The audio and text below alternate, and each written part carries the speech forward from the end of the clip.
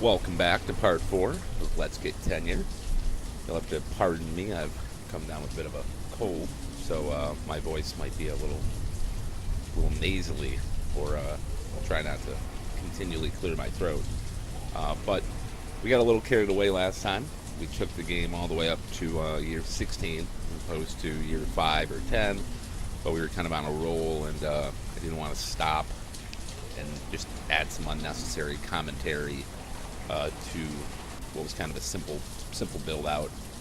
There's a couple things, that I didn't do exactly the way I wanted to. You can kind of see that this road is no longer flush.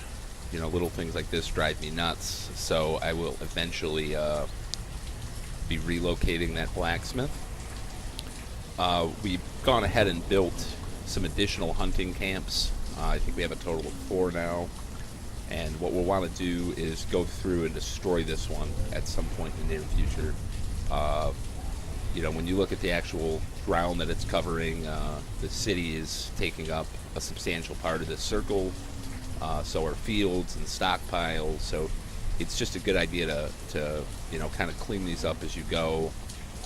One other thing that's kind of a bit of annoyance is I'm not going to be able to build a tunnel through this because I placed my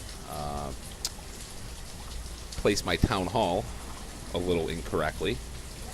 And this spot right here is really quite terrible for a hospital.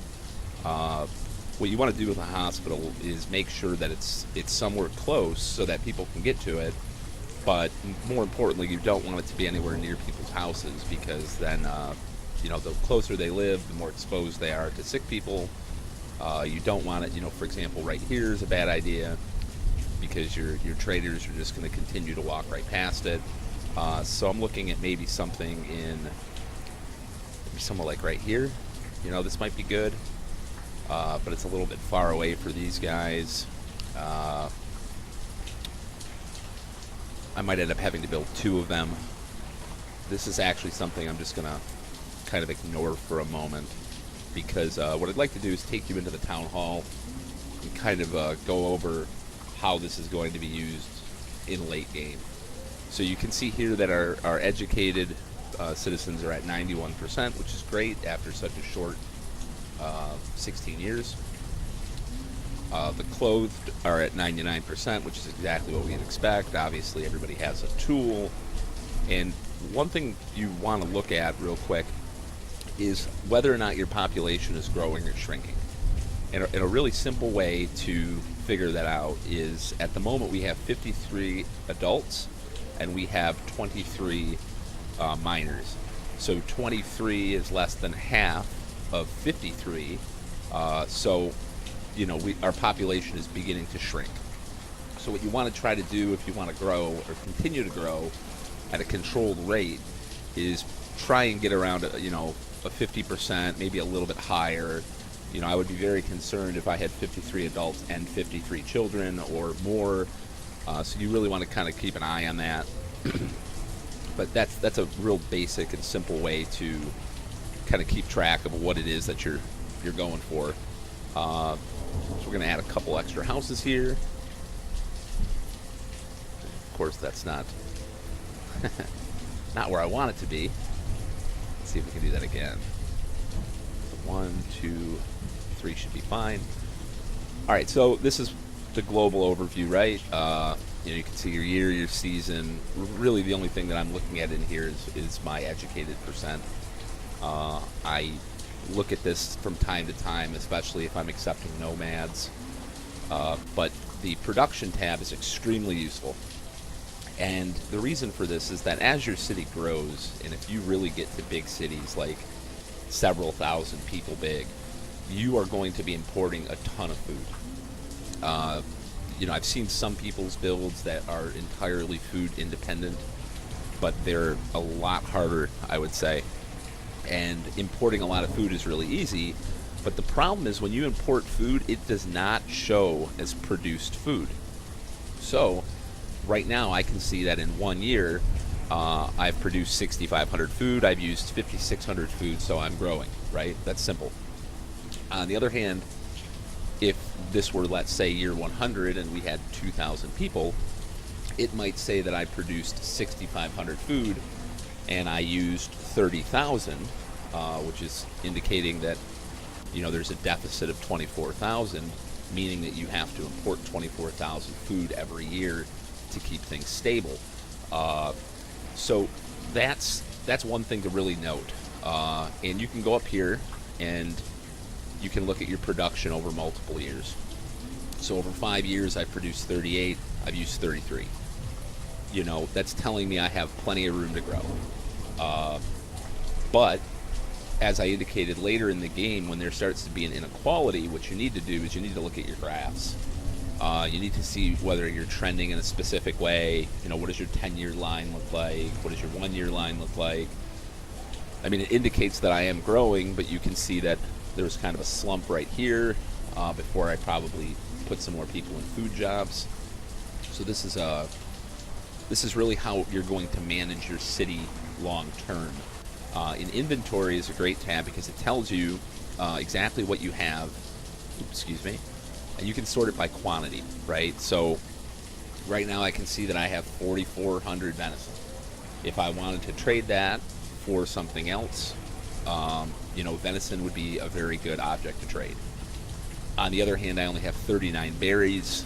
I can't get a lot for 39 berries, so it's really useless to even tell my traders to go find those. And one thing that is kind of important to note here with the way that we're approaching the city is that leather has absolutely no value whatsoever unless you're making coats. So I can see that I have 67 leather, 168 coats. That's way more coats than I need, but that's generating some trade wealth, right? Which if you watched the amazingly long video, you would see that that's how we purchased the wheat to start these crop fields at the end of year 15. So moving forward, we're going to be relying very heavily on trade because we need to get sheep, we need to get cattle, we need to get chickens.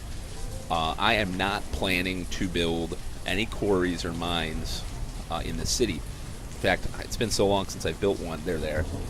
So real quick, the reason for that is you can see how big, just look at this one quarry. This one quarry is almost the size of all the houses I've built in this area. And the problem is that when this quarry is dry and you've taken all the stone out of it, you can't get rid of it. So on a medium-sized map, which right now it looks like it's huge, but you can just see that these things take up a lot of real estate. And it's real estate you do not get back. Now, if you were to be playing with a mod pack like Colonial Charter, there are ways that you can get rid of them or kind of upgrade them so that they're continually useful. But in vanilla, they become useless once they're empty, and it's just really easy to trade for coal, iron, and stone. The issue with this method, although it works really well for Let's Get Tenure, is that stone becomes a problem. You can see that I have 200 stone right now. That's great. But if I wanted to start upgrading these to stone houses, that's 40 stone a pop. So all I can do is upgrade 5 houses. I'm going to need to upgrade all of these houses, and eventually I'm going to want to have stone roads everywhere. So, we have thousands of stone in the hole right now, which is one of the reasons why I've built these trading posts early. I don't have anybody in them. But what I'm doing is as traders are coming in, I'm going into the orders tab and, if possible, telling them I want stone. I think on one of the previous visits, somebody came in and I only picked iron and coal. That was an oversight. Later in the game, I'll tell them to stop bringing stone because I'll have such a high surplus and I won't need any more. But in this early phase, I really should be having everyone bring stone. I'm really not interested in buying 50 at a time, but later on in the game, as the shipments start to grow, we're going to want, those 1,500 stone per visit.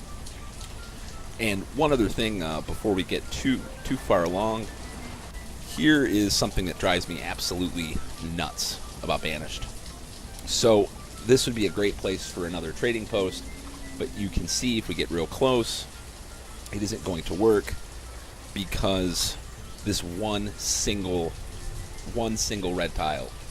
Now, there is a little trick you can use, but I can't use it here, where sometimes if you build a stockpile, a really small stockpile, it'll flatten out the land, and it will allow you to potentially build where you were not able to build a moment ago. So we're going to see if that works, but this would be a really good opportunity to just go into the mod pack.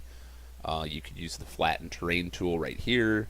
You go in, you flatten that area out, and then you can build your trading post. So for the next few years, things are going to be a little slow. As I indicated, we have this massive stone deficit that we have to overcome. We're going to accomplish this by building more trading posts, quite a few more. Probably, let's see here. So one.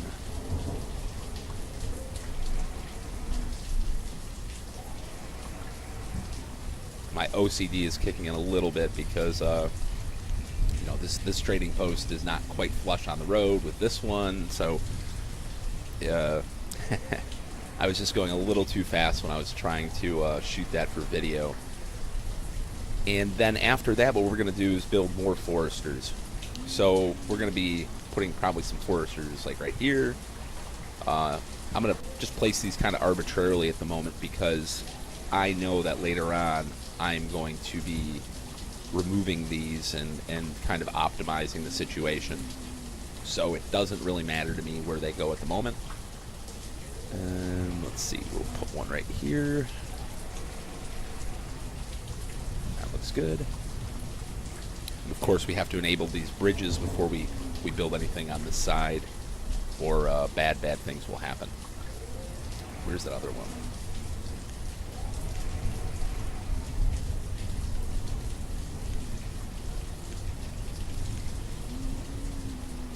And so as I mentioned, I cannot build this tunnel and make everything nice and flush. This is gonna drive me nuts, and I know that I'm eventually going to probably destroy that. Won't let me do it here either.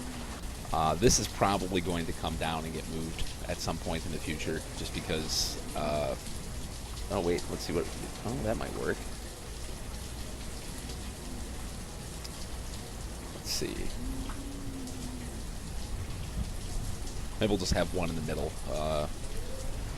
If I keep tearing things down and doing them over, the series length is going to exponentially grow. So we'll see how that works. Each one of these little areas is going to allow me to build more food producing jobs, and as my city begins to expand, for example, you can see houses are being built right here. They're already encroaching on this area.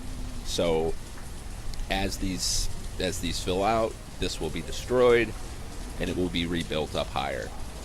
So we're just going to continue to kind of replicate this process until this area, this central area, is no longer efficient for people to go any further in one direction.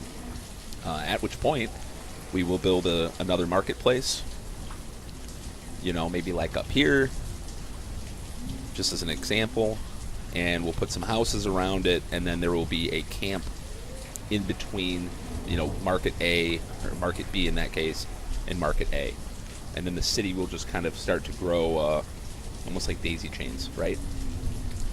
So that's a real simple concept. The next video I anticipate is going to start around maybe year 25. I do not anticipate putting a video up of that fast forward experience. An hour and a half is just a bit ridiculous, and I don't really think it adds any value. But those will be the things that we're doing initially, and at the same time we're probably going to be building several more woodcutters. This is going to give me a lot of firewood. More firewood means that I can trade for things, and at this moment lumber is an easy renewable resource. So I don't have access to stone, I don't have access to iron. I'm making coats, I'm making tools, but that's kind of all that I really have right now. And the one other thing that I can do to kind of increase some wealth is build a tavern, and I'm going to start with 2 taverns to be producing to be producing beer from this wheat. So if we go over to the inventory and we look, we can see I have 859 wheat. That's great. This will start generating barrels of beer, which I can then put in my trading posts. It'll also increase some happiness. So that's pretty much it for the next couple of years. I don't think I'm going to be letting any nomads in. I'm going to try to just keep growing the city, keep everybody educated. The hospital needs to be put somewhere. Let's do that. Let's see. I think this area right about here looks really nice. Oops. So it's off the road. People are going to walk past it, but they're not going to be that close to it unless they're, cutting around the corners, which of course they do all the time. But it just kind of keeps people out of that general area. In the same breath, it is fairly close to all of these houses. So this looks like a pretty decent spot. Probably not going to be permanent. As the city grows, it'll move, and most of these initial structures are probably going to get torn down. But go ahead and check back next time. We'll have another verbal video, if you will, in about 10 or 15 years game time, once we move on to kind of the next phase with building out maybe mid-game. As we enter mid-game, get a little bit more involved in trading and start to build our second marketplace. So again, thank you for watching. If you have any tips or criticisms, questions, please just don't hesitate to let me know. Thanks a lot, guys.